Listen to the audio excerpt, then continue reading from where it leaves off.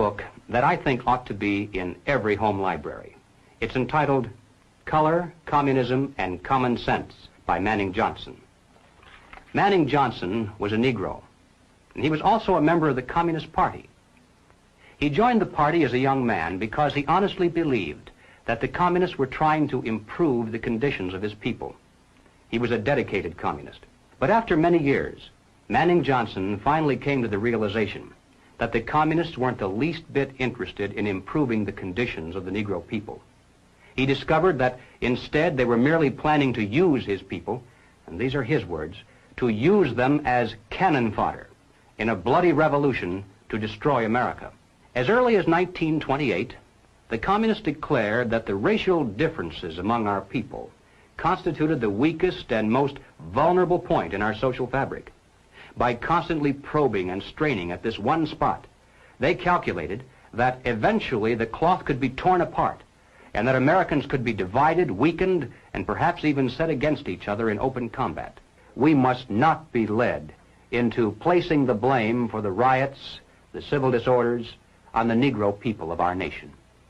Even those few who are promoting hatred and violence in the black communities are not themselves the cause. They're merely being used by forces far bigger than they are to promote the violent phase of the revolution in America. Hoping to avoid further violence and bloodshed, the public is to be pressured into accepting measures that will move the country gradually and legally toward communism, but without calling it that.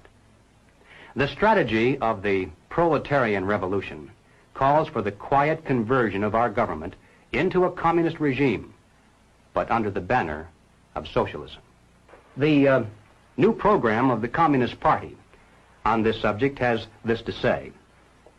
The term socialism describes but the first stage of a new society that in its full development is called communism. Socialism is a transitional stage. The building of socialism is the communist revolution in America. It represents the process whereby our country can be moved gradually toward communism without the people even being aware of it.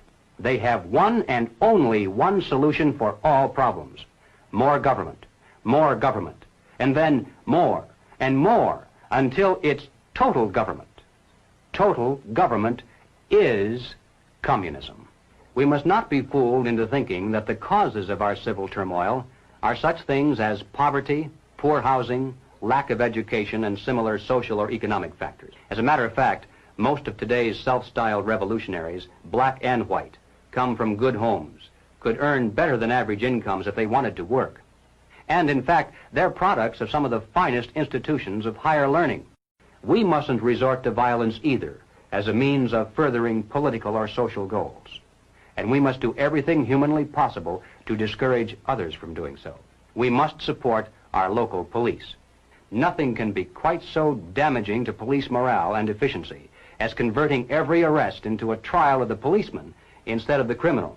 Now, in passing, ladies and gentlemen, you may have wondered why the Communist Party has been a staunch supporter of the drive to place a black studies curriculum into our high schools and colleges.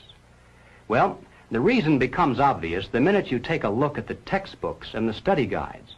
Under the guise of academic balance, these courses have become a brilliant device for conditioning young people to accept still one more part of the total program for revolution. We must discover the identity of those individuals, both above and below, who consciously are furthering the communist program for revolution, and then remove them from their positions of trust and leadership. Now, of course, the minute you begin to think along these lines, you'll become the target of a whole barrage of attacks.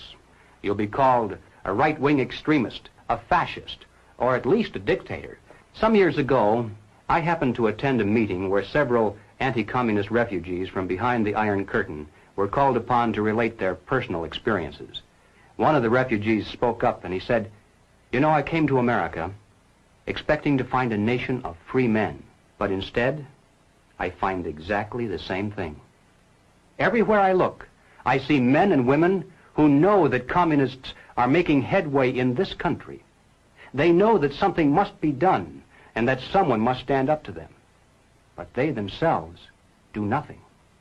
They remain silent because they're afraid that if they speak out or take a stand publicly, it'll be bad for business. They may lose a client. They may even lose their jobs.